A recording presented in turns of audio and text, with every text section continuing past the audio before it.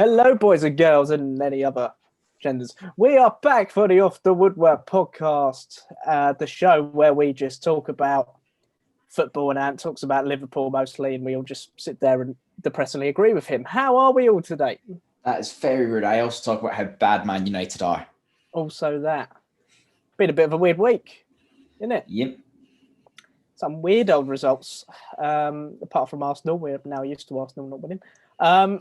We have had Liverpool drawing with Fulham. We had Chelsea losing twice to Wolves and Everton. We had Man City drawing with West Brom. And also Man United. And also Man United, yeah. It's been a bit of an interesting week. What do we think of it? Interesting results. I think, once again, as we've been saying, this league's going to be tough to call. It's going to be very close. And I think everybody's beating everybody week, and losing to everybody. It's so weird. But the top teams aren't playing like top teams week in, week out. You know, we had 3 seasons of Man City winning almost every game, and then Liverpool winning almost every game. Now we're kind of getting back to how the league usually is, where teams, even at the top, they're not expected to win 32 plus games. You know, so I think that's going to be interesting. I think it is continuing to be interesting, especially for teams like Southampton, like Aston Villa, like Leeds, who maybe in a regular season wouldn't be doing as well as they have been. Yeah, I mean, Leeds, for example, they started off the week with a 2-1 loss against West Ham. I don't think most people would have had that down, would they? I think I had that unrealistic, but I saw a crazy stat where. Oh, did you? I had West Ham 1-1. Oh. I saw a thing last week when the Europa League draw was happening. Every team that is currently top of their league in the top 5 leagues are playing in the Europa League. At the time of the Europa League draw, yeah. Leverkusen top of the Bundesliga. Tottenham were top of Premier League. Sociedad were top of La Liga. Milan top of Serie A. And Lille top of Liga. So weird old season. Talking about predictions, Anthony, how did we do last week? I've heard very good rumours of my performance. I don't know how many points were up for grabs, but I got 11 overall, which, as you know, I had 20 before this, so that brings my total to 31. I know I've had an absolute car crash. Just coming out my misery. Stephen had 16 points going into this week, and if he wanted to catch up and potentially when he really needed to do well, Stephen, you got 3 points overall. Bringing your total to 19. Out of 18 fixtures, Matt, you got 3 points, mate. Matt, you had 24 points going into this week, and you got 17 points. Nice. I got 11, you got 17. And you are now on 41 points overall. So unless you have a mare and I have a brilliant time, I predict every result right this week. Yeah. You should be winning by the time December ends. Well, let's have a look. What did I get right? I got Palace Spurs right 1-1. I got Saints Sheffield United right 2-0. You got that was 3-0. Oh, was it? Oh no, I got it wrong then. I got Liverpool Spurs right. I got Arsenal Saints right 1-0. Fulham Brighton was 0-0. Got that right. You got Burnley Arsenal right. Burnley Arsenal right. Yeah, that was a good one. Burnley to beat Arsenal 1-0. Bosh. You got West Ham Palace. No, it was 0-0. The Palace beat West Ham. Oh, they beat them. Oh, see what I mean? Everybody's beating everybody. It's so weird. You got Arsenal Saints right. You got the right winner for Everton. I know it was 1-0. Right winner for Leeds. You got the right. Oh, I can't remember what the Fulham Brighton result was actually. Fulham Brighton was 0-0. You got that. Yeah. You got 3 points for that. You got Liverpool. No, you didn't get Liverpool Spurs right at all. West Ham Palace was 1-1, wasn't it? Yeah, no, 1-0. Palace won 2-1. Nah, it was 1-0. Was it 1-0? Yeah. Because Harlow scored potentially goal of the season, didn't he? Anyway, yeah, what we're trying to say is you did very well. You did very well. So how many points am I ahead of you? You are 10 points ahead of me. And sorry, I'm trying to do math in my head quickly. You're 22 points ahead of Stephen. Nice. You are more points ahead of Stephen than he has points total. Why'd you put it like that? Yeah, pretty good week then for me. But I tell you who it wasn't a good week for. Nice segue there. Yeah, wasn't a good week. Of course, in the month of Jesus' birthday, the atheist here is getting punished. Yeah, makes sense. Maybe I should convert. It wasn't a good week for Chelsea, was it? And Stephen. Chelsea lost 2-1 to Wolves and they lost 1-0 to Everton. What out of the two results were you more results? disappointed? What out of the two results were you most disappointed in? Both of them, really. They're both crap. Probably Wolves, because we didn't play well and we didn't actually deserve to win. And to concede in the 95th minute. Everton, we could have probably deserved the draw, but yeah, no, Wolves, we didn't deserve it. I don't know what Mendy was doing for that penalty decision, I'll admit. Yeah, I mean, it was just like a rugby challenge, wasn't it? Yeah, pretty much. And then I don't know. He did questionable things in both games, but the main things I want to say about why Chelsea have lost is because we got players where Mourinho doesn't know where to play them. I mean, Lampard, even not Mourinho. I'm not in 2005. Lampard doesn't as much as you want to be. Yeah, as much as I love it. Lampard doesn't know the best position for players yet. In particular, Werner and Havertz. Obviously, a lot of stuff, coverage has gone onto them too. Werner, personally, I think's done all right. He just can't absolutely. So I saw a stat. So basically, in the Premier League, after playing Liverpool, Tottenham, Southampton, Man United. Is it the only way to beat anybody over 12? Yeah, Everton and Wolves. Any team that are in the top 10, you have not beaten yet. You've either drawn or lost. I think it's the top 12 now. I think that's the biggest concern for Chelsea if they're wanting to be genuine contenders. Because if you can't get a win against any team that's in the top half of the table, you're not going to get very far. Yeah, we're kind of just lucky at the moment that everybody else is doing equally as bad. It's an interesting one. Werner, needs to take his chances better. Havertz, to me, I don't know about you two, he just doesn't look fit. He doesn't look confident. They're not playing him in the right position. He's not deep. He's not like a central. He's an attacking midfielder, not a central midfielder. Yeah. But even his drop in form has actually been quite drastic. It's not that. It's he hasn't caught up to speed with the speed of the Premier League yet. If you watch him every game, he's really slow in everything he does. It's what I was saying when he arrived. His movement is slow.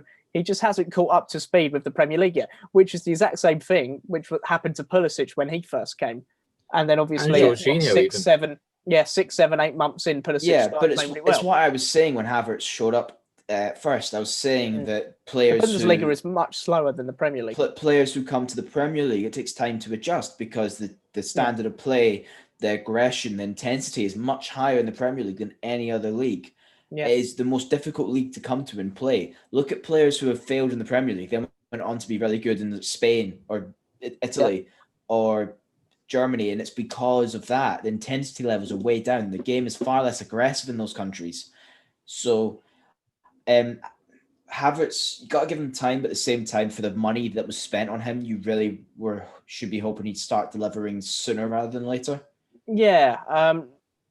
Luckily, we got covered with Mount and Kovacic at the moment, who I'd probably prefer playing them two at the moment over Havertz anyway. But yeah, no, I still personally think it's too early to call on Havertz. I still think he will become good, but he just needs to catch up to speed. Also, apparently he had COVID quite bad. I don't know if that's had an effect on him recently. Did he? Like, for example, at Brentford, Brian and Bomo, ever since he got COVID, he has been shocking from where he was last year.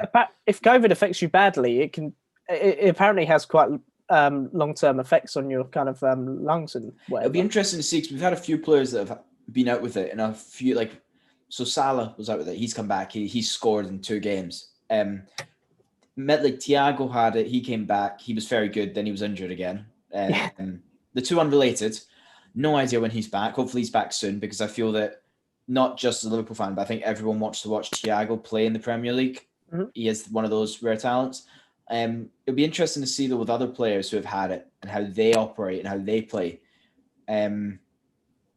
Because I don't think this will be something we'll be able to see till we're out of it, the long-term effects of COVID on athletes. Yeah. The other thing I picked up about Werner in the game against Wolves is that he just looked exhausted. He just looked like a player who's played a lot of games so far. But my guess is also he's not used to the fixture congestion of the Premier League, especially playing in the Champions League as well. So I think that would be something he has to adjust to. Yeah, Yeah, I mean, again, it takes time, but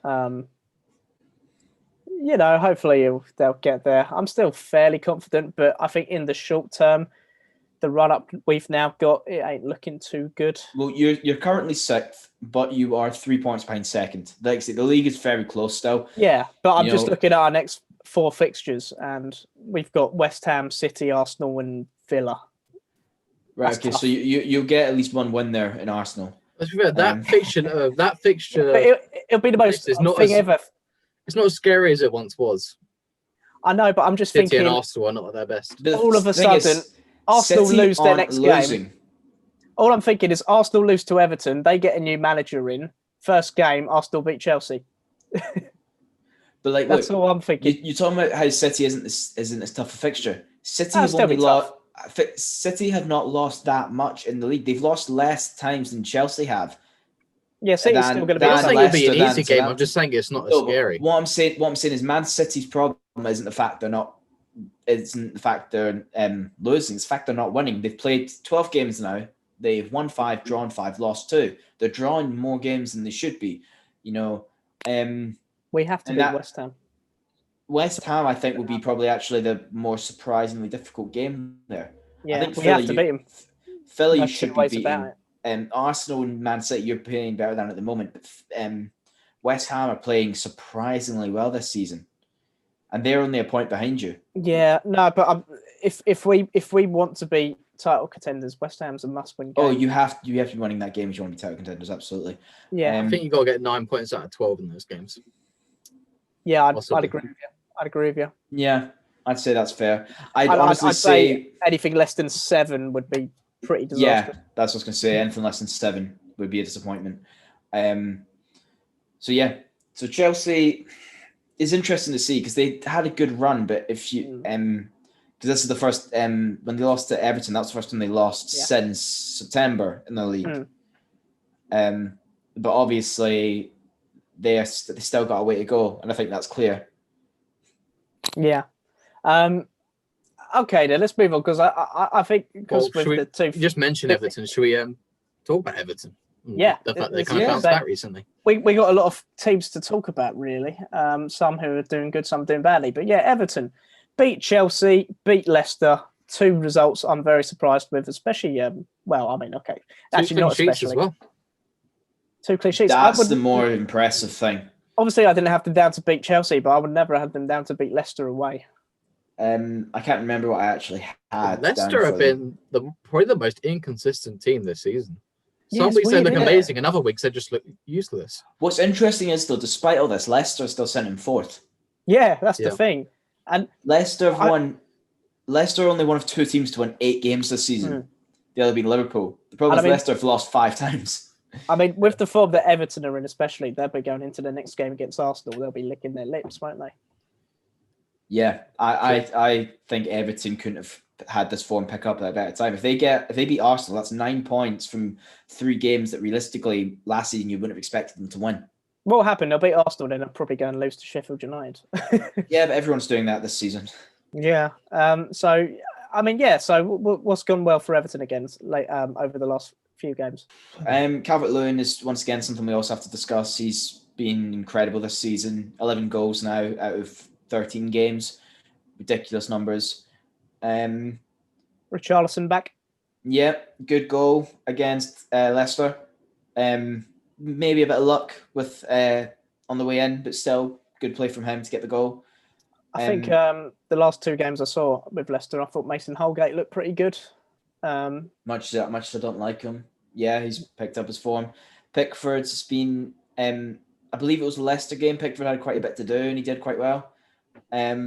Chelsea, Sigurdsson's not useless. Chelsea hit the post a few times. To be fair, I've been a bit harsh, but so Sigurdsson's been less useless. But then still hasn't picked up from his Swansea days. But James Rodriguez and Allen have both good. had good seasons, which has been a big thing for them. Everton's main issue is consistency. Like I say, they've won in the last 5. They've won 3, drawn 1, lost 1, which is pretty good overall. The problem is that if you go past the last 5, I imagine that doesn't look as pretty.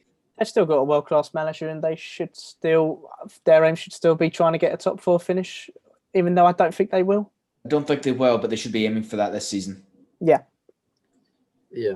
To be honest, the top 4, I have no idea how it's going to look because you can't really count out Man City or Man United even still because they're not that far behind and they both have at least one game in hand. I think the only 2 teams that are guaranteed to be in the top 4 are Liverpool and Tottenham. I know Chelsea kind of, but as we said, they've been a bit inconsistent recently. But I think Tottenham and Liverpool are the only 2 teams that have consistently looked good. Yeah, if not amazing, good. At least. I would actually agree with that about Liverpool looking consistently good because our last 5, 3 wins, 2 draws, which is good. But it goes Leicester win, Brighton draw, Wolves win, Fulham draw, Tottenham win. Which is we have the opposite problem with Chelsea. Yeah, weird. You can't beat the shit teams. Yeah. To be honest, so I'm trying to remember. So we drew to Brighton, we drew to Fulham, we drew to Man City, and I believe our 4th draw was to West Ham. Did we beat West Ham? Let me just check quickly.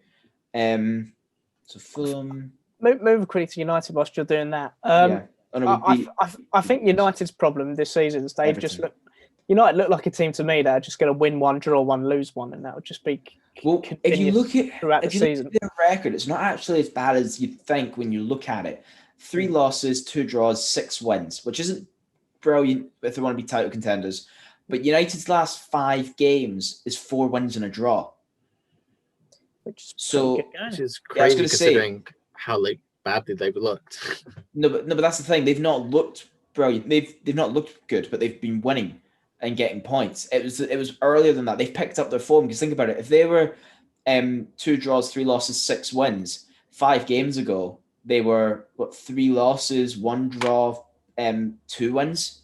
So they've picked up their form quite a bit. So the most United thing, ever would be to go and not win tonight. Yeah, pretty much. Yeah, just individual performances are just carrying them to wins, rather than a whole team effort. So talking about another team whose form has been very bad recently, and a team we do have to discuss, Arsenal. 3 losses, 2 draws. We'll come on to Arsenal, and then we'll come on to one of the teams they did badly against last night. Yes. But Arsenal lost to Burnley. I saw it coming personally. And then they drew with Southampton, which I also saw coming. Yeah, you got both ones 100% right. Yeah. I had to check that. Arsenal just their team's not good enough. Wasn't this the 7th? We've said it every time, but wasn't they this the 7th red card since Arteta 8th? 8th. That's a troublesome thing. I get Arteta. Their red card record this calendar year is double the next team. That's mad. That is mad. Arsenal's problem is, firstly, Aubameyang finally scored for the first time since July. Their team's not good enough. That's no. Personally. I don't think it's Arteta's fault. I think he's doing the best with what he's given. I don't think it's Arteta's fault either. I just generally don't think their team's good enough. I mean, because if you take Arsenal's team right now, on paper, if you take out Aubameyang for that team, on paper, they're not really any much better than someone like West Ham or Aston Villa. Yeah. Mate, people were taking the piss out of El Nene 5 years ago, saying, how the hell's he in this Arsenal team? 5 years later, El Nene's still in the Arsenal team. It's mental. Well, the mad thing as well, so in American sports, when a team's at this kind of state that Arsenal in, where they're not relegation, they're not bottom, and they're not really able to build on where they're at to get up, a lot of teams such as an NFL, NBA would just blow up the team. You know, you trade away your star for some good picks to get good young players. You kind of rebuild, right? Mm-hmm. I don't quite know how you do the same in football, but if I'm Arsenal, I'm going, right, this isn't working. Just blow the whole thing up, start again. Because sometimes just blowing it up and starting again is easier than where they're at right now. They've got players like Ozil who's on 300k a week who is not playing. Aubameyang is not showing up recently. Lacazette is probably not worth the money he's been given. You got like Xhaka, you got like David Luiz. Gotta go. You got out of that squad, the only 3 players that deserve to be there are Gabriel, Tierney, and Saka. Everyone else can go. I'd agree with you. I think Aubameyang, once he finds his form, will be fine. The problem is because he's been so consistent for Arsenal until this season. Leno has probably saved them more points than they would have right now. Saka has been pretty poor recently, though, I'd say. Yeah, I think he has, but he's still young, and I would still keep him. But what means I think there's a lot of better young English players than Saka. I totally agree. I think he tries hard. I think if you're Arsenal, just look at the other Premier League teams and Championship teams when you're looking for players to recruit. Players like, I don't know, if you want a centre back, why not go in for someone like Tarkowski? If you're looking for a winger, why not go in for someone like Wendia at Norwich or something like that? I think that's the point.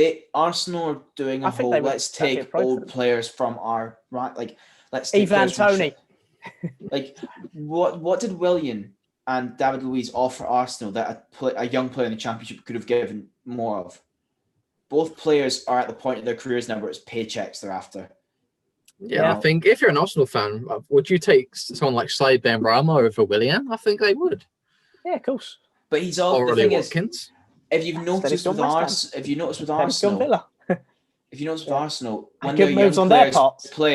when their young players play, they tend to do better. When Willock's playing, when Maitland-Niles is playing, when Saka, they all seem far hungrier than the players they're using. Martinelli, what has happened to Martinelli? I'd say United were struggling in the late 80s, early 90s. So you know what Ferguson did? He injected some youth into the team.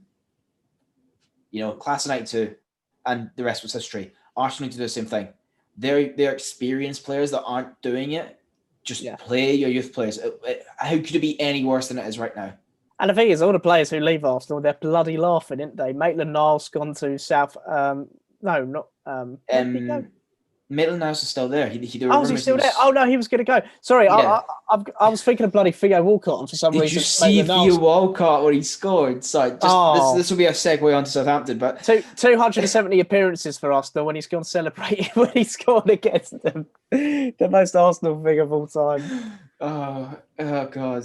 But yeah, so we'll talk about Southampton briefly because I think all of us had Southampton around the 8th to about 13th mark for finishing the season, give or take. Yep. I had them about 10th. Southampton are now third on 24 points with 7 wins, 3 draws, 3 losses, 25 goals scored, 18 conceded. So that's the same team who lost 9-0 around this time to Leicester. I just want to say, very different. I told you so about Hasenhüttl. I told you he was a good manager. You didn't believe me. You wanted to put him in average. But you say this, he'll probably get sacked next year. Fair play to Hasenhüttl. He's done bloody wonders. If Southampton finish in a European spot, Stephen, or finish 8th or something, I will. Do you think Hasenhüttl? Change my opinion. Being third in December doesn't mean anything. Do you think Hasenhüttl? West Brom were like 4th in December at one point, and then they finished in 15th. Do you think Hasenhüttl gave Ward-Prowse the old Lampard Mourinho treatment? Do you think he went into the shower with him and told him he's the best midfielder in the world? Because Ward-Prowse is playing out of his skin at the moment. Him and Danny Ings have been incredible. Che Adams is looking good. Che Adams is looking better. Well, they're all looking good. They got a good little thing going there. Yeah. I think Danny Ings is one of the best signings. For 20 million. Again, I look at their next game, Man City. You've got to be thinking, can they get something out of that game? Mm-hmm. You have to think. The thing is, it's Man City. You can never fully count them out. They're not playing well in the league right now. I think they got Fulham. They'll beat Fulham. Fulham, to be fair, Fulham have looked better and better as the leagues went on. Yeah, they looked very good against Liverpool. We should probably talk about the Liverpool game for Fulham in a minute after Southampton, just because out of respect for how well Fulham played, in my opinion. But Southampton again beat Sheffield 3-0, easy. That's a game they should be winning. It's a game they came out very strong in victory. Then obviously, drawing with Arsenal. Probably could have Arsenal were probably win, lucky. I was going to say Arsenal would probably feel lucky to get that point, especially with 10 men for the last half an hour or so. It's all looking pretty good for Southampton. And where do we realistically see them? Do we expect them to maintain this? Do we see them dropping down the table as it goes on? Top 10, yeah. Top 10. I see them finishing higher than Villa. I reckon same level as Wolves. So right now, the top 11 teams in the league are Villa, Wolves, United, City, West Ham, Chelsea, Everton, Leicester, Southampton, Tottenham, Liverpool. Who do we see out of them not finishing in the top 10? It's realistically got to be either Southampton, West Ham, or Villa who miss out in the top 10 there. Why? Because you think Honestly, Arsenal it are might going to be come up? Wolves. No, I didn't say Arsenal. I'm saying that if you look at it, so Villa 11th, Wolves are 10th, United, City, West Ham, Chelsea, Everton, Leicester, Southampton, Tottenham, Liverpool. I think if I'm looking at that top 10, Who finishes 11th? I'm saying, is it Villa? I think Wolves, West or Ham. Southampton. West Ham. West Ham or Villa. Ham. West Ham or Villa yeah, for me. I I agree. think I Wolves will think finish right. it'd be Villa because Villa, like I said, they've won 6 games, but they've lost 4. They're being very either win or lose. Whereas West Ham, Southampton, Wolves have all looked a bit more stable. Like Wolves are an 11th place finish will be more than good enough for Villa. I think that's yeah. they can be There's proud still of that. Leeds. There's still Leeds and Arsenal kicking The about. other thing we haven't thought about with Villa is they have 3 games in hand at the moment. Yeah, but they play tonight, so it's only 2. If they but if they win all 3 of them, they go top. No, they're point this year, behind us, I believe. There aren't that many like They'll be on really 27 bad teams this year. 27. My bad. I thought it was 29. Bad maths. But yeah. You did accountancy. Well, I didn't. You did like 3 months of it. Yeah. Like right now, but apart from the bottom 4 teams in the Premier League, I think everybody else looks all right. Maybe Newcastle, maybe not them, but but overall, I think the quality just overall this year, I think has been. If Fulham continue to play, I don't know if it's the quality overall has been pretty good or the top teams have been a bit weaker, so it's made everything look pretty good. Probably a bit of both, to be honest. Yeah, a bit of both. I think the way Fulham are playing right now, realistically, at those 4 teams at the bottom, if they continue to play the way they are, I think they're safe. Yeah, let's talk about it quick. That Fulham Liverpool game, Fulham played very well. Good go by Fulham. Fulham played very well. And I was saying, I said it. I was watching with my dad. I said it to him before the game. If Fulham go in and they just attack Liverpool here and they don't hold back, they'll stand a much better chance. And it's exactly what they did. The first half, they were all over Liverpool. They played really well. It was a game of 2 halves. Liverpool played better in the second half, but it really was Liverpool did the usual thing. Because Fulham Liverpool forced Fulham to sit back more. It was a fortunate penalty, and I'll admit that it was a fortunate. Under the new rules is a penalty, but I don't like the new rules, if that makes sense. So I didn't like that penalty, but under the new rules, it is a penalty. Yeah. But I think, maybe I'm being bad, but I think Liverpool deserved something from that game because the second half they were done. But honestly, second half, he probably deserved the point. They were still lucky. They were still lucky because Fulham also deserved at least a point from that. But once again, Liverpool don't play well, but they're still getting points. And I think that's always the main thing for a team that wins the title. You need to be getting points even when you don't play well. Fulham just need to turn these draws into wins now, really. Yeah, well, like I say, they've lost 8, they've won 2, they've drawn 3. But one of those wins and 2 of those draws have come in the last 4 games. So they're clearly picking up form recently. I think. Do you think they'll survive coming into the season? If they play the way they played against Liverpool, they'll survive. If they play that way against every team, then yeah. But it's whether they will or not. The thing is, who's going to finish in 18th? Because obviously we're going to in 20th and 19th. It's going to be Sheffield and West Brom probably. Who do you think is finishing 18th? That is the thing, though. We don't know with West Brom. It depends what Allardyce does. If Allardyce does his normal job, they'll stay up. Sheffield after 12 games have got a point. West Brom got 7. Brighton might get sucked in. Burnley and Fulham both have 9, and Brighton have 11 points. So Brighton are not. Arsenal could get relegated. You never know. I tell you what. Honestly, Burnley are a team who survive. West Brom under Allardyce could stay up. If Fulham played the way they normally play, Fulham will stay up. Brighton might get sucked down because they play good football, but they don't win. Brighton, Newcastle. Why would there be any reason why Arsenal can't get relegated? I'm saying Arsenal could get relegated. Because you expect them to pick up points as the season goes on. You expect Arsenal, even if they don't finish in a European spot. Like last season, they played badly. They still finished. I mean, look at the Bundesliga right now. Schalke are bottom of the Bundesliga and then won a single game. You know, these big clubs can just collapse. I'm saying Arsenal could go down. I would be extremely shocked if Arsenal went down. If it was any season, it's this season. The way everybody's picking up Arsenal points. If they went apart down, from Sheffield. Arsenal fans TV. If they went, honestly, I couldn't wait for an away day at the Emirates. I think Claude might kill himself if Arsenal got relegated. It's time to go. I'm just saying. I'm not ruling it out. I'm not ruling it out. So we talked about Fulham, and we'll move on to the next opponent Liverpool had this week, which was now second place at the time, first place, Tottenham. Oh, and he's gone. You guys think of the result? Do you think Was I actually gone, or were you fucking No, with me? you went for like a You second. paused for like 2 seconds. Yeah, it's calm. Right, okay. Do you know Okay. what? It's really funny. I had a bet on last night. It was Fulham Palace to draw, the other game to draw, and Liverpool Tottenham to draw, and it was coming to the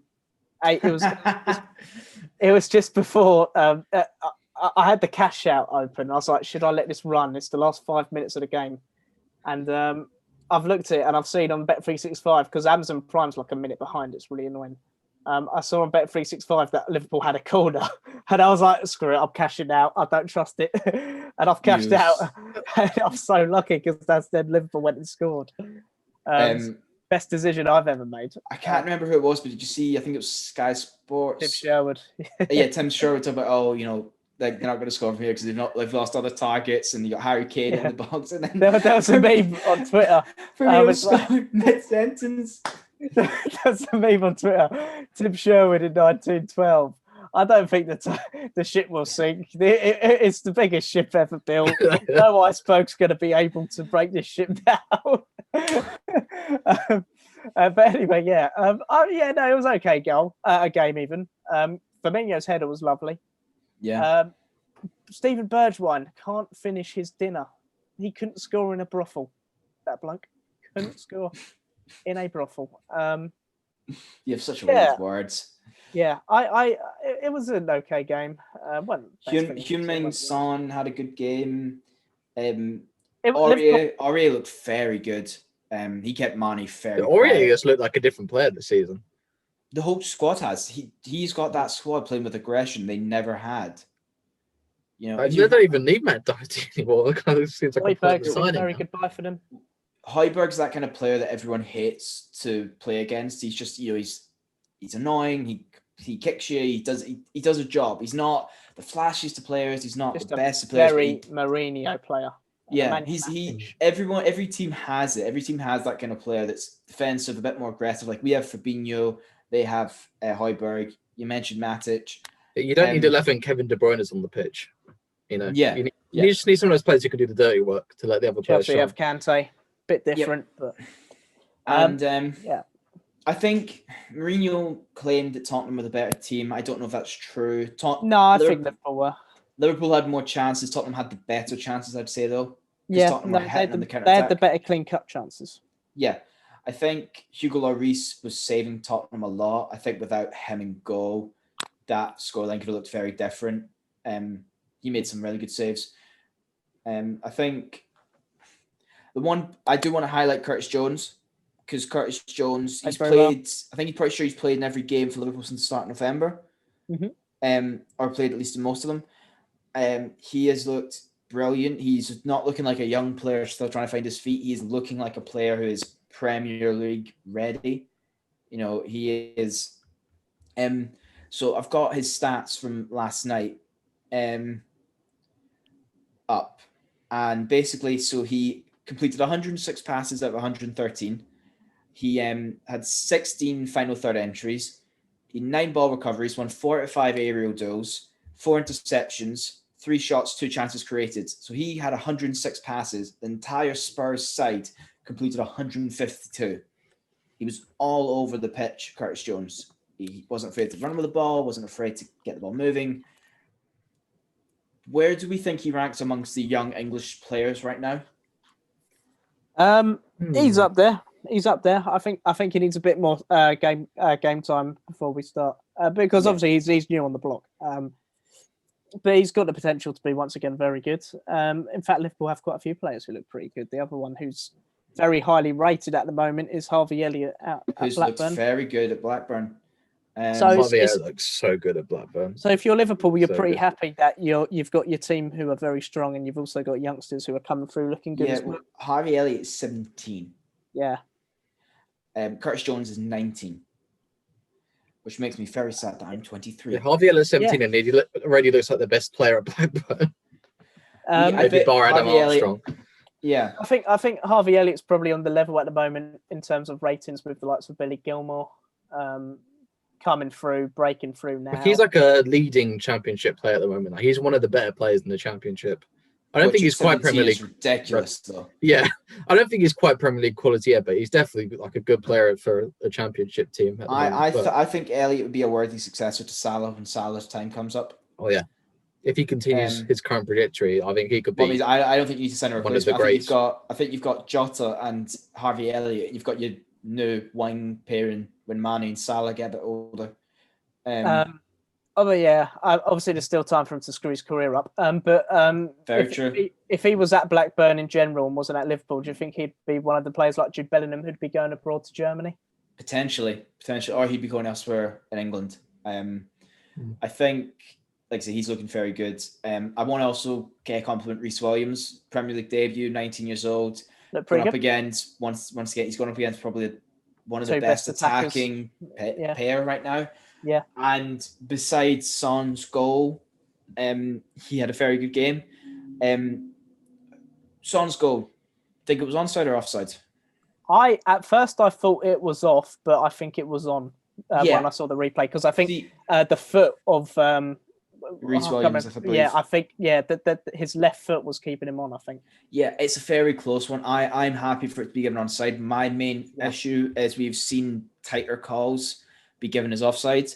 It's the consistency. What means I want those kinds of things to be called onside, but we've seen that be called offside before as well, so that's a bit frustrating, if you know what I mean. At first I thought it was offside, and then when I saw it in VAR the first few times, I was like, it's still offside, because if that had been Liverpool, I knew it'd be given as offside in a way. But yeah, I think it was a good goal from Son, good goal from Firmino as well. Do we think that should be brought back for a foul on Dyer? If you've seen it, Dyer feels a bit of contact from Henderson. It just drops on his ass. Maybe. So Liverpool beat Tottenham. We've beat Chelsea, beat Wolves, beat Leicester, beat Arsenal, drew to Man City. Do we still have Liverpool's title favourites or top four finish? I don't want to blow smoke up your ass, but for me, it's still very much Liverpool's to lose. I still think Liverpool are the better team in the Premier League at the moment, and I still expect them to win the league. I think on paper, yes, but I don't know. I just feel like Liverpool, they keep dropping points to these city teams. I don't know. I just feel like... But everybody does. Everybody is, to be fair. The times we drop points to Brighton and Fulham, Tottenham also drop points those weeks. So we're not the only one dropping points, and we are winning more games than the rest of them. It's just still too close to call at the moment. It's so open. I just really don't want... But once Thiago's back, once Matip's back again, I want Matip gone, truthfully. I love Matip. I think he's a great player. This is his third injury this season. Not this year, this season. The man's made of glass. Sugar glass at that. I'll be happy this season as long as Tottenham don't win the league. If Tottenham win the league, then I think that's me over. See, I don't want Tottenham to win. I know you because you're a Chelsea. Personally, I'd love to see Tottenham win the league. I don't, and there's one reason why not, and it's Harry Kane. The way he is such a dirty player, and people don't realise it. You know how people used to give Diego Costa grief for being a dirty player. People used to give Suarez grief for being a dirty player. Aguero gets grief when he acts like a dirty player. Kane does so much shit on the pitch and gets away with it. His backing into players when they jump that he does almost every week. I want a player when he's on the ground acting like he's injured. I want a player to stamp on his head so he doesn't do it again. Not like an actual stamp, like when Mings stamped on Ibrahimovic's head accidentally. I want that to happen to Kane so he stops doing it. Because in rugby, he'd be sent off for that. And rugby's a full contact sport. Yeah. So why is it illegal in rugby? But football, a sport with far less contact, he's getting away with that. Yeah, and that's why I didn't want Tottenham to win the league, because I don't want those kinds of tactics. If you want to win, you've got to be a bit underhanded. But if they did win the league... Stephen, if a player falls badly there, they break their neck, wrist paralysis, and I'm not even exaggerating here. The way he backs into them, that is a high chance. That's not, you got to be underhand. Underhand is diving. That's not underhand. That's dangerous. You've become very more clear cut on the topic since last week when we were discussing it. More and more I watch it, more and more it annoys me. So I'm like, it's so it's. I don't know if it's red card worthy. Truthfully, I think it should be, but I don't think it is. But Kane has dived as well. No one, English press never bring him up on diving. The fact he dives just as much as a lot of the other players that get criticised for it. Yep. Like I say, he does the dirty underhand stuff. Dele Alli dives all the time as well. And I think that Tottenham, they were doing it even before Mourinho. Under Mourinho, they're playing a lot dirty. Like, I don't mind aggressive play. Although it has to be said though, if Tottenham do win the league, then that is very tactical masterclass from Mourinho. Yeah, but I always like to see a new team win the Premier League as well. For all the great football like and great press Pochettino got, he didn't win anything with Spurs. And no, Mourinho I know, but I don't. I like a new team winning, Stephen. But I like a team winning when they play. Well, I don't mind diving. I know diving's annoying, but it's part of the game. I don't mind handballs and they don't bring it back. I don't mind offside goals that shouldn't have been given before VAR was in. Those all happen to every team. Moves like Harry Kane does, like. If Harry Kane wasn't in that team and Heung-min Son was like leading that line and Tottenham, like I'd have no problem. It's him and the way he plays. I do not want Tottenham to win because of the way Harry Kane's playing. Yeah. I love Heung-min Son. He's one of my favourite players in the sport. Lovely, lovely man. Great player. Probably, in my opinion, Tottenham's most important player is Son, not Harry Kane. But I don't like Harry Kane, so... Let's move on. Let's talk about West Brom drawing 1-1 with Man City. Slaven Bilic has now been given the sack. Stephen, what did you make of it? I think it's ridiculous, to be honest. To be sacked after drawing to Man City, that is... I don't think he was sacked for that result. I know, but even so, West Brom haven't been playing that badly. I mean, I know they haven't been getting the results, but they haven't been like... The only time they've really got blown out was against Palace, and that was because they went down to 10 men. So my view on this is that there's always been rumours going on this season that Bilic and the board at West Brom don't get on that well. I think Bilic was getting the sack regardless of the Man City game, and the fact is that actually looking at it, where do West Brom stand more of a chance at staying up with? Under Bilic carrying the way they're playing, or with Sam Allardyce, who has a very good track record with keeping teams from getting relegated. He did it with Blackburn. He did it with who was the latest one? He did it with Crystal Palace, West Ham. I think it's doing Swansea? Everton. Yes, it was Everton. Yeah. So for me, I personally, in the long term, I think it's probably a better move for them. Yeah, it still is quite a short-sighted appointment, though. No, yeah, it's very short-sighted. But that's the point. That Sam Allardyce is only to the end of the season. His job is to keep them safe. Then they'll reassess, and then most likely bring someone new in. Bilic again. It's not a long-term thing, but it doesn't matter if their goal is to stay in the Premier League. It doesn't matter if Bilic had more long-term views. If the long-term views were we build on our Premier League success. If they go back down, then the long-term view is gone. So short-term, stay in the Premier League, and Allardyce is probably one of the better managers to get. It seems very callous to me how they've just gotten rid of Bilic. It's nothing new though. This happens all the time. I don't know.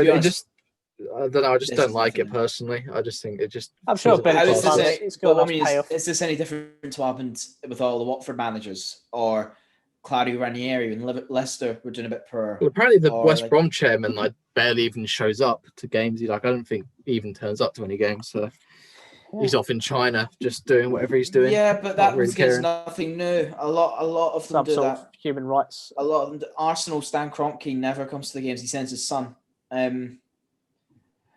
But like I say, I had to Sam Allardyce going to one of the relegation battling teams. Admittedly, I thought Sheffield United would be soon packing Wilder's bags. I just don't think they'll sack Wilder. I still don't think they'll sack Wilder.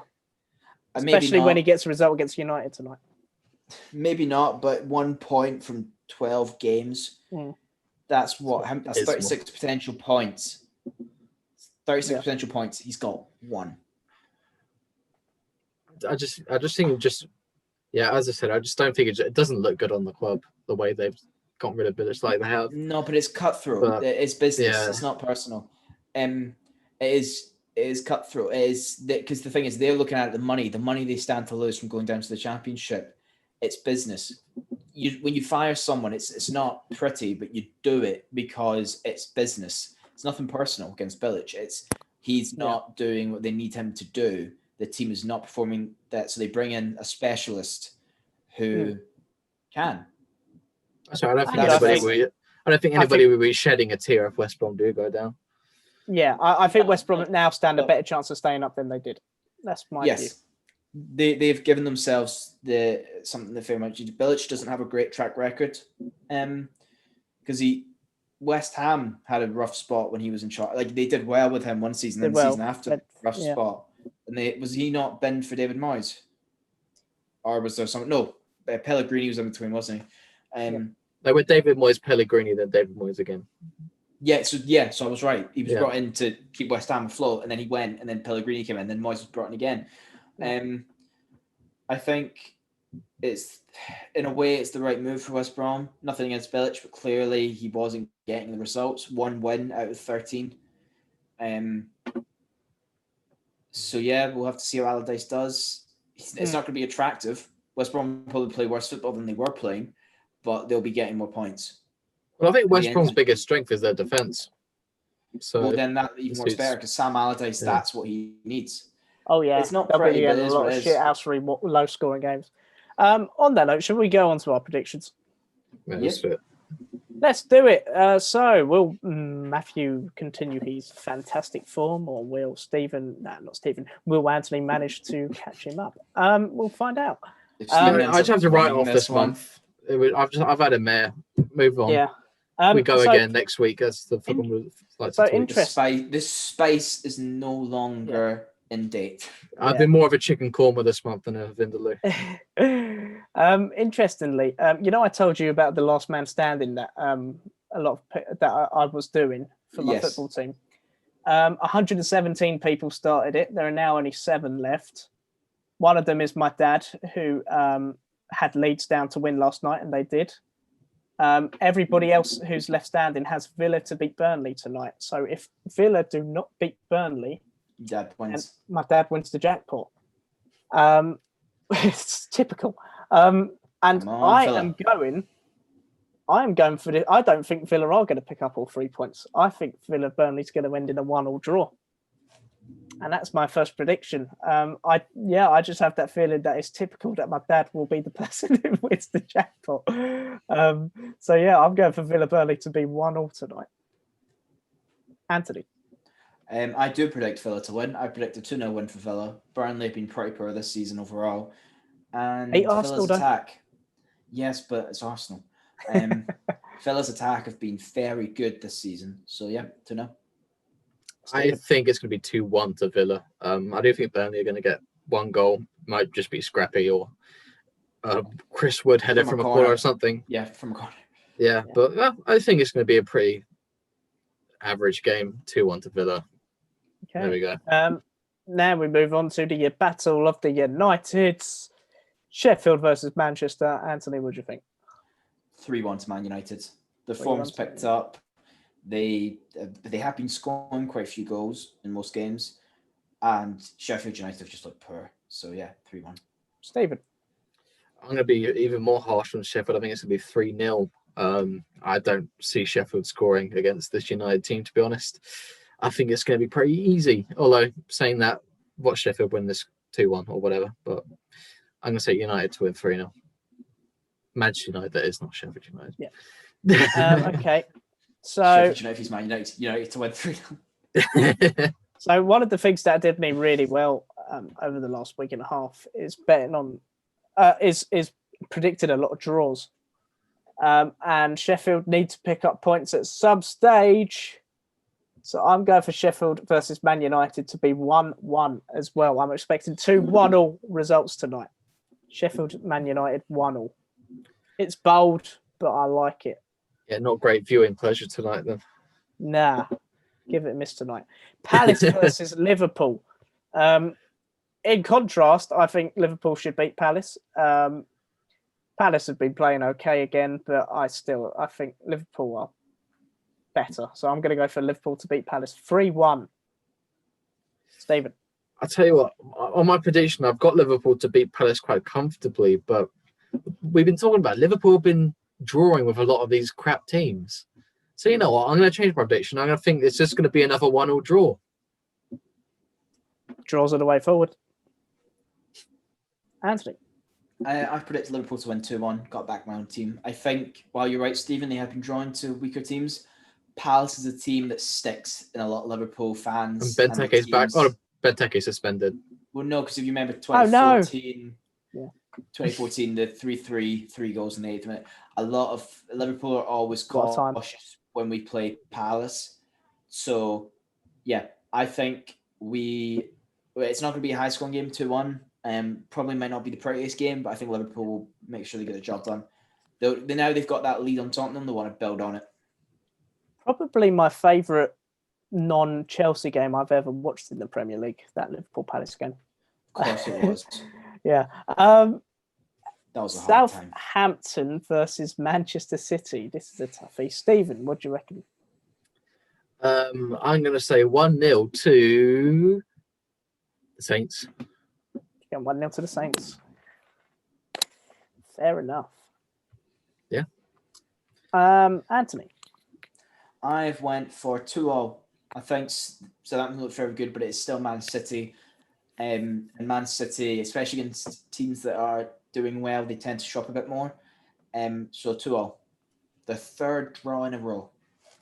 And I am going for Man City to win this 2-1. I just feel like Man City this is a game Man City need to win. Do we think Pep, even though he signed an extension, do we think Pep's gone if City continue this run of performances? Considering the end of the season. I don't know if they're going to sack him mid-season. I think at the end. I don't think they'll sack him mid-season. To be honest, I think Pep is too big a manager for them to sack as well. Yeah, you can. I think he's too big a name. I don't think they can. Who'd you bring in? Pochettino? I don't know. I don't think there's anyone you can bring in actually who's especially the same kind of style they are playing. I don't think it's a single manager. Thomas Frank. Yeah, I don't know. I think City are going to win this one. I think Southampton's fine form might just get a bit unlucky. City are still Man City. You can't look at the last, like, they're still a team that you have to put as, even though they're not playing brilliant right now, they can still win. They're still got Kevin De Bruyne. I mean, the fact that Southampton are at home, which should suit them. But as Matt's been saying, a lot of times people are away and they're winning. Yeah. I don't know. Is Southampton got to tier 3 now? Are Southampton not Lad fans anymore? Oh, yes. It's tier 3 now. It's only London, Liverpool. Surrey's tier 3. It's only London, Portsmouth's tier 3. So I'm assuming Southampton will be as well. So it's only London teams and Liverpool teams that can have fans. Now London's gone now. London's tier 3. They no longer got fans anymore as well? Tier 3. Okay. No, because I thought you guys were having fans back anyway, regardless. Oh, were we? Because you weren't just tier 3. You've been tier 3 for a while, haven't you? Oh, that's true. I can't keep track anymore. I can't keep track of it. There were fans at the Fulham game. There were fans at the Fulham game at the weekend. Were you in tier 3 on Saturday? I don't know, mate. I really don't know what's going on. We'll have to see. We'll have to see. Anyway, Everton versus Arsenal. Anthony, what do you reckon? 2-1 to Everton. They've beat Leicester. They beat Chelsea. Arsenal haven't been playing brilliantly recently. They'll be without Gabriel. He's been suspended, obviously. Yep. So, yeah, Everton 1-2-1. I'm going to say this might be the final nail in the coffin for Arteta. You think he's gone after this game? He will be after they lose 3-0 to Everton, because that's my prediction. I'm going to be a bit more harsh than Anthony, but a bit more kind than Matt. I'm going to say 2-0 to Everton. I can't see Arsenal winning this game at all. The good thing is they can keep the Arsenal out banners and just write Arteta over them. Yeah. Don't have to chase too many letters. Newcastle versus Fulham. This should be an absolute stormer. I'm going for 0-0. I've went for exactly the same, to be honest. Well, every time I've predicted Newcastle to draw 0-0, they never have. So I'm going to predict Newcastle. No. But okay, so I'm going to predict Newcastle to actually win this game 2-1. Blimey, you're expecting over 2.5 Newcastle goals. just seem to win like weird games, so I'm just going to say 2-1. Yeah, that's fair. I'm sticking with 0-0. Brighton versus Sheffield. Stephen. I think this is going to be a 1-1, pretty boring game. I think it's pretty obvious this game is not going to be the best, but I mean, I could eat my words come the weekend when Sheffield United win 5-0, but I think it's going to be 1-1. Bristol. 5-0 Sheffield, put it down. Anne, what do you reckon? I've went 1-0 to Brighton. They played relatively well this season, even though they're not Mm-hmm. picking up as many points as they should be. Sheffield haven't looked good and they're not doing well on the table. So I think Brighton will get some points here. 1-0. So obviously I had Sheffield down to draw with Man United, but for this one I've gone the exact same as Anthony. I'm going for 1-0 to Brighton. Don't know why, just have a feeling Brighton will pick up. This is a game Brighton should win, and the way they've been playing, I mean, they should win it, basically. Tottenham versus Leicester. Anthony. I went for 3-2 to Spurs. Yeah, this is going to be a high-scoring game, I reckon. I think the counter-attack from Spurs will be too much for Leicester. I think Liverpool did relatively well, but once again, they got lucky with a bit of poor finishing from Bergwijn and Kane. I think Son and Kane will kind of, especially after losing that game, Mourinho will be a bit annoyed because he felt he deserved to win it. So 3-2, but I still expect Leicester to get a few goals. So yeah, 3-2. Yeah, I mean, the way Leicester have been playing, they shouldn't really be getting anything out of this game against Spurs. But I'm going to follow my heart, and I'm going to say Spurs Leicester to be 2-2. I personally think it's going to be 3-1 to Tottenham. I think Tottenham are going to get all their goals in the first half, and then Leicester will get a consolation in the second. It's a good result. Classic Mourinho. Good prediction. If that happens, does he get an extra point out of pity? I need it. Yeah. Every point I can get. Man United versus Leeds. Oh my lord, that is a tough game to predict. Stephen, what do you reckon? I'm gonna say 2-2. Leeds. I saw a comment on the highlights saying Leeds play cocaine football. I think that sums them up perfectly. That is that's an excellent phrase. Leeds are brilliant. I said it last time. Leeds are brilliant attacking, brilliant, but they just can't defend. Awful defense, yes. Yeah, they can't. I'll tell you what. One player I think is really good under the radar is Rafinha. I think he's looked pretty good. Yeah, he's looking good. So I think 2-2. Cool. I think Leeds are going to score 2 in the first half. Man United will do their trademark second half comeback. Yeah. I am predicting United to win this 3-2. Similar kind of second half comeback. It's Old Trafford. Leeds are a team that United will want to beat. They are a rival, despite Leeds not being in Premier League for a long time. This is a game Man United will want to win. And as we've seen with Leeds' defence, Man United look very good in a lot of ways going forward. It's their defence that's letting them down. So yeah, I think especially with how Leeds' defence has been quite poor, Rashford, Cavani, Fernandes, too much for Leeds to deal with. 3-2. Of course, Leeds they've lost their cock, and of course Cavani might even be injured. I mean, not injured, banned. Right. I'm going to go for Leeds to win this 2-1 because it's at Old Trafford. Away teams are doing better. United's record at Old Trafford hasn't been great this season, and I think the way Leeds played against Newcastle, as long as they sort their defence out, they can get them on the attack. Definitely. If United score first, then I don't think so, but I could see that's happening. I can see that's happening as well. If Leeds go 2-0 up, then United will win 3-2. I think United have this ridiculous track record of when they score first at Old Trafford, they've not lost since the Premier League was created. Admittedly, I might have to check all the games this season, but as far as I'm aware, from the end of last season to 1992, anytime United scored first at Old Trafford, they have not lost, which is a ridiculous stat. Yeah, it's pretty mad. That's a 28-year-old stat. 3 games left. West Brom versus Aston Villa. Sam Allardyce's first game in charge, and he'll be up against Villa. Anthony? 2-1 at Villa. I'm backing Villa a lot this season, but I think they're playing really good football. I think Jack Grealish has got as good as he was last season. He's got even better. Ollie Watkins is looking good. And West Brom aren't going to be attacking, really. Yeah. They're going to be sitting back, but I still don't think it's going to be enough. I think it's going to need a couple. I think it's going to be 2-0 to Villa. Obviously, this is like a local derby. I think Jack Grealish is a local lad. He'll put that extra shift in because of his desire to beat the local rivals. So I'm going to say 2-0 to Villa. But Allardyce will be finding his feet. He'll be fine-tuning his team. So don't expect him to hit the ground running immediately. So I really want to give West Brom the benefit of the doubt and give them the new bounce back, new manager. straight away. Teams normally do better in their first game under a new manager, but I can't see anything other than a Villa win. I'm going to go 2-0 to Villa as well. I think it will be a couple of games before Allardyce fully gets his style and mark on this team, truthfully. Okay. Yeah. Burnley versus Wolves. Wolves just beat Chelsea. Burnley will be coming into this drawing with Aston Villa, and Dave will be £500 richer. Anthony, what do you reckon? 2-0 to Wolves. I've also gone 2-0 to Wolves. That is my prediction, but I'm going to be different. I'm going to say 1-0 to Burnley. There we go. Just screw it, wild card. Screw it. 1-0 to Burnley, the old classic. Yeah, since me and Ant have both done 2-0. And last game. I haven't done a 1-0 to Burnley in a while, actually. Last game. Time to bring it back. Yeah. Last game of the week, Chelsea versus the West Ham. I was going to say something rude then, but I didn't. This is going to be a harder game than I think a lot of Chelsea fans may think. I think this is going to be the game of the weekend. Go on then, Stephen. Spurs Leicester, I think. Go on then, Stephen. What's the Chelsea West Ham score going to be? I'm going to say 3-2 to Chelsea.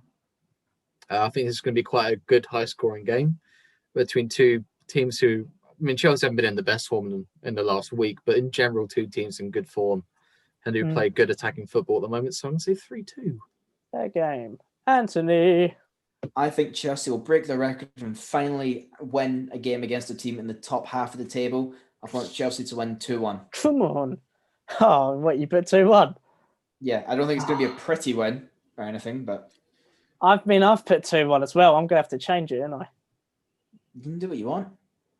A free country. The thing is, I'm quite good at, apart from this week, normally predicting Chelsea scores right. I think we have to win. I think it's going to be a tight game, so I'm going to stick with 2-1 because I literally can't see anything else other than a 2-1. So there we have I don't think we're going to score 3. I don't think it's going to be 1-0 because I think West Ham could score. So yeah, 2-1. Sorry, yeah. No, that's fine. We've got enough different ones for me to catch up. Yeah, fair enough.